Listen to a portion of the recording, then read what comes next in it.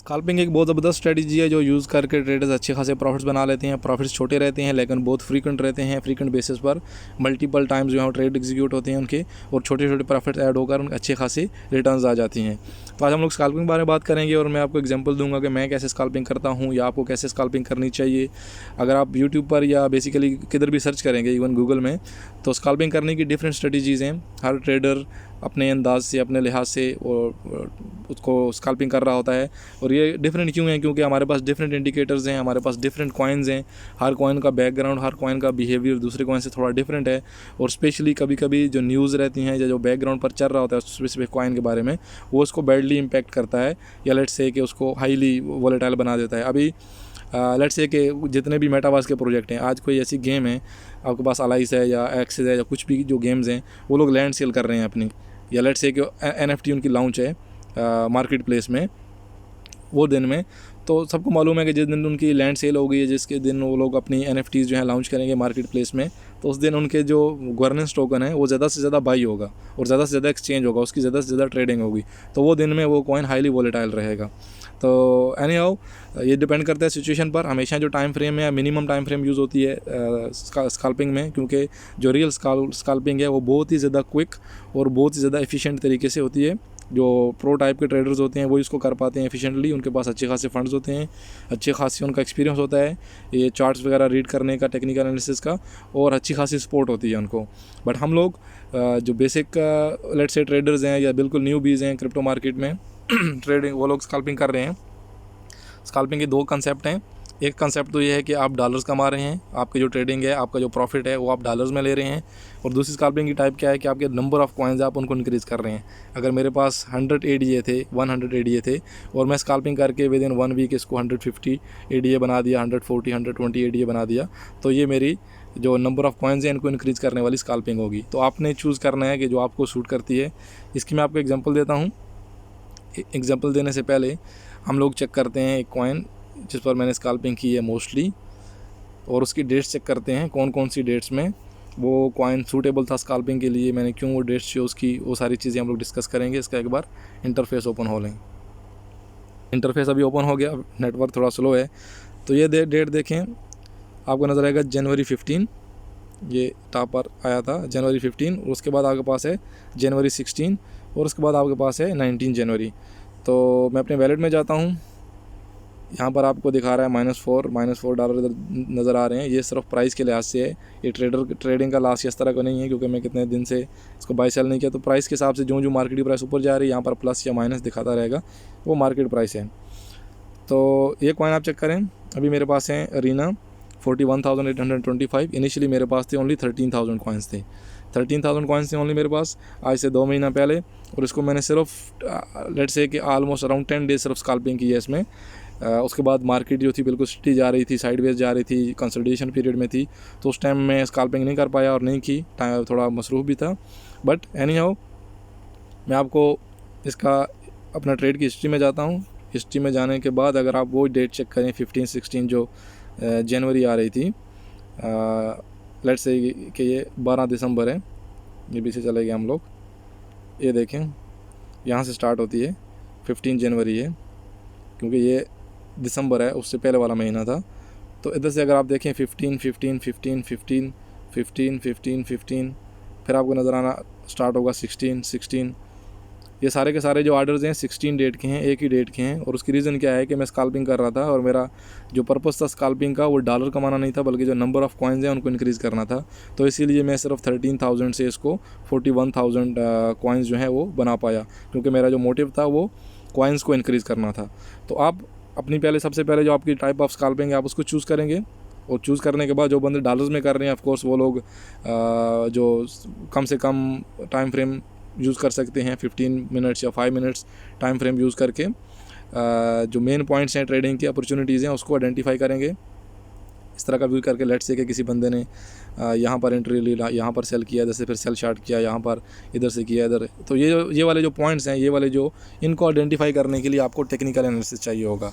But technical analysis किसी को मालूम नहीं है, बिल्कुल न्यू भी है, ये वीडियोज़ के लिए है। तो इसलिए मैं आपको एग्जांपल देता हूँ। अभी मेरे आप लिमिट आर्डर्स में चेक करें, मैं बी राइज है 5, मैं इसको 00 काउंट नहीं कर रहा हूँ, ये नंबर काउंट कर रहा हूँ, तो इसलिए थोड़ा आपके लिए समझने के लिए ईजी हो जाएगा। और उसके बाद फिर मेरा सेल का है 1100, सही है। और इसी की अगर हम लोग ट्रेड्स की चेक करें कि मैंने इसमें जो हिस्ट्री रिसेंट, क्योंकि रिसेंट यही है, प्लीज़ बेयर कीजिएगा क्योंकि वाईफाई की वजह से या किस वजह से बहुत आहिस्ता आहिस्ता ओपन हो रहा है। तो ये देखें, सेल बाय, उसके बाद sell sell sell sell buy buy buy sell sell sell, ये सारे जो आर्डर्स हैं मेरे, ये ऑलरेडी एग्जीक्यूट वाले फील्ड वाले आर्डर्स, सही है। तो इसको मैंने रिपीटेडली बाय एंड सेल किया है, फिर भी अभी मेरे लिमिट्स आर्डर है। तो आप हमेशा क्या करते हैं, जब भी मार्केट वोलेटाइल होती है, आपको ये मालूम नहीं होता कि मार्केट कितनी ऊपर जाएगी या फिर मार्केट कितनी नीचे गिरेगी, तो उसमें हमारे लिए बेस्ट ऑप्शन होता है कि आप लिमिट्स के साथ एंटर होंगे। लिमिट्स के साथ एंटर होने में भी एक बात यह है, एक दिन में तो आप लिमिट्स में एंटर होगे, अभी ये भी कंफर्म नहीं होता कि मार्केट इधर से ही बाउंस बैक होगी या फिर नेक्स्ट डे भी ऊपर जाएगी। तो इसीलिए आपका जो फर्स्ट डे रहता है, फर्स्ट डे में आप अपने जो फंड्स है उसको 30% ओनली एलोकेट करते हैं, ओनली 30% है उसको एलोकेट करें।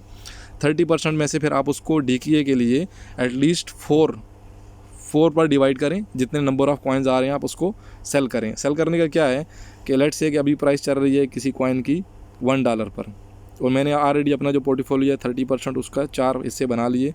4 हिस्से बनाने के बाद फिर मैं पॉसिबिलिटीज़ चेक करूँगा। अगर ये 10% इंक्रीज़ हुआ तो मैं पहले तो मार्केट पर ऑलरेडी इंक्रीज़ था, एक हिस्सा मार्केट प्राइस पर सेल कर दूंगा, उसके बाद 1.1 पर मैं फिर जो रिमेनिंग हिस्सा है उसको सेल पर लगा दूंगा लिमिट।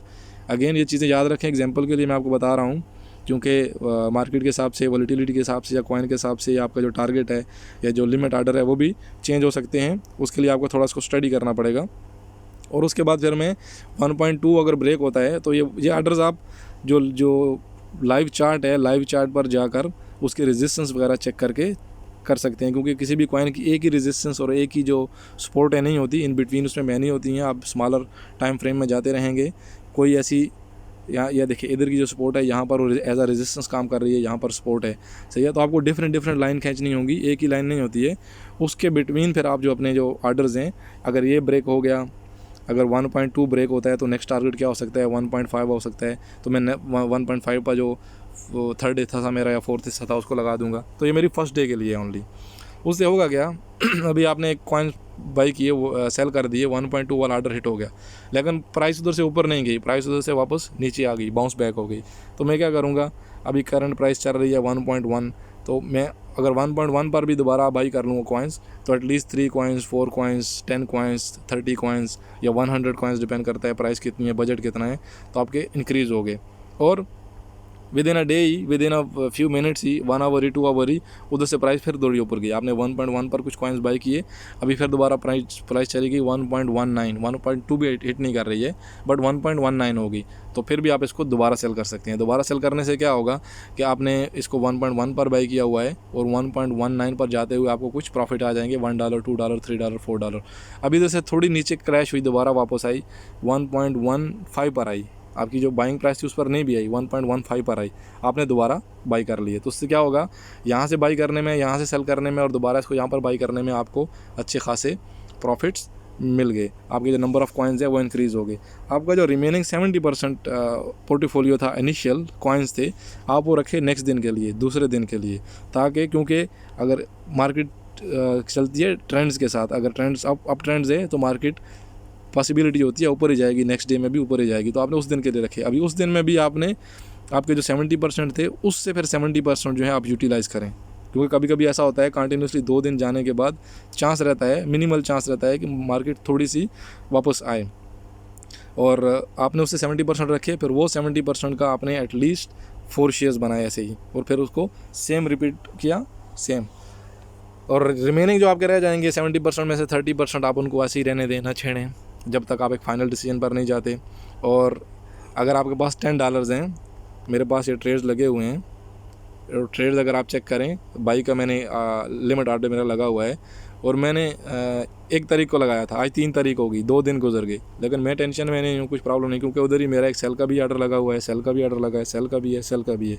अगर प्राइस वापस नहीं भी आती है, अगर प्राइस ऊपर जाती है तो मेरे सेल वाले जो आर्डर्स हैं वो एग्जीक्यूट हो जाएंगे, और मेरी जो सेलिंग प्राइस है वो सेंटर में आ जाएगी, इन बिटवीन इधर आ जाएगी। लेकिन अगर इधर से और गिरती है तो मेरा जो बाई वाला आर्डर है वो हिट हो जाएगा। तो इसीलिए आपने अपने आप को एक ऐसी सिचुएशन में डाल दिया, एक ऐसी कंडीशन में डाल दिया कि अगर मार्केट ऊपर भी गई तो फिर भी आपको फ़ायदा, अगर मार्केट नीचे भी आई फिर भी आपको फ़ायदा। तो ये स्पॉट ट्रेडिंग की या ये जो स्कैल्पिंग, इस तरह की स्कैल्पिंग है, इसका आपके पास बेस्ट ऑप्शन है और बेस्ट एडवांटेजेस है, स्पेशली उन लोगों के लिए जो कि मार्केट में बिल्कुल अभी न्यू है, क्रिप्टो करेंसी में बिल्कुल अभी न्यू है। तो होपफुली आपको समझ आई होगी। ओवरऑल रेफरेंस के लिए ओनली, कि जो बंदे समझ रहे हों कि इस वीडियो में कुछ ऊपर नीचे था, ऐसे ही था, मैं अपनी ट्रेड हिस्ट्री दोबारा ओपन करता हूं, और ओपन करने के बाद वो जो स्पेसिफिक डेट्स थी उसमें आप अगर नंबर ऑफ़ कॉइन चेक करें तो 1716, उसके बाद 1500। तो मैं ऐसे पार्ट्स में इनको सेल कर रहा था और पार्ट्स में इनको दोबारा बाई कर रहा था। अब ये देखें, एक मार्केट पर जो था वो फील्ड हुआ था और नंबर ऑफ़ जो कॉइन्स थे वो 10,000 थे। सही है, ये वाले 10,000, क्योंकि उस टाइम जो प्राइस थी वो थोड़ी गिरी हुई थी, ज़्यादा गिर गई थी। तो मैंने सोचा कि मैं इसको immediately on market price by कर लेता हूँ, और प्राइस अगर आप चेक करें तो 0015 थी। मुझे ऑलरेडी आइडिया था इससे नीचे गिरना मतलब कि कुएँ में गिरना है, इससे और नीचे नहीं जा सकती मार्केट। तो मैं पूरे के पूरे एकदम से उसको बाई कर लिया। बाई करने के बाद अगर आप दोबारा सेलिंग मेरी किधर से स्टार्ट हुई, ये देख सकते हैं, 15 पर बाई किया था और उसके बाद 18 पर भी बाई किया था, 2-3 बाई थे, लेकिन 20 पर मैंने सेलिंग स्टार्ट कर दी। 20 पर सेलिंग मेरी स्टार्ट हो गई। सही है, और उसके बाद मैंने सेल किया फिर इसको 35 पर। सही है, 35 के बाद मैंने इसको फिर 33 पर। तो आपको ऑलरेडी आइडिया हो गया है कि अगर 15 या 18 पर अगर आप बाई कर रहे हैं और उसको आप 33 पर या 35 पर आप उसको सेल कर रहे हैं तो आपका प्रॉफिट कितना रहेगा। तो आई होप समझ आ गई होगी। ये न्यू बीज के लिए मैं कोशिश करूँगा नेक्स्ट वीडियो में आपको जो पैटर्न्स यूज़ करके, लेट्स से कि रेजिस्टेंस और सपोर्ट यूज़ करके ट्रेडिंग की जाती है, स्कैल्पिंग की जाती है, या लेट्स से कि एक लाइन यूज़ करके की जाती है, वो मैं आपको समझाऊंगा 1 बाय 1। हम लोग पूरी चीज़ों को मिक्स नहीं करेंगे ताकि चीज़ें कंफ्यूज ना हो। तो जिस बंदे को ऐसा फील हुआ कि मेरा चैनल उनको कुछ सीखने में मदद कर रहा है तो प्लीज़ चैनल को सब्सक्राइब कर लें, और अगर वीडियो अच्छी लगी हो तो लाइक का बटन दबा दें। कुछ सजेशंस हो, कुछ क्वेश्चंस हो, कमेंट सेक्शन में लिखें और चैनल के साथ बने रहें। आई होपफुली कि हम लोग ऐसे ही करके 1 साल में 6 महीने में अच्छे से अच्छे ट्रेडर्स बन जाएंगे, अगर हम लोग सीखने के साथ साथ प्रैक्टिस कर रहे हैं। अपना ख्याल रखिएगा, अल्लाह हाफ़िज़। और मेरे चैनल पर अर्निंग की अपॉर्चुनिटीज़ भी हैं, आप मेरे चैनल चेक कर सकते हैं। कुछ 2-4 अर्निंग अपॉर्चुनिटीज़ है, बेस्ट हैं, वो वीडियोज़ भी आप देख सकें, और उसके अलावा सब कुछ क्रिप्टो के बारे में। तो अपना ख्याल रखिएगा, अल्लाह हाफ़िज़।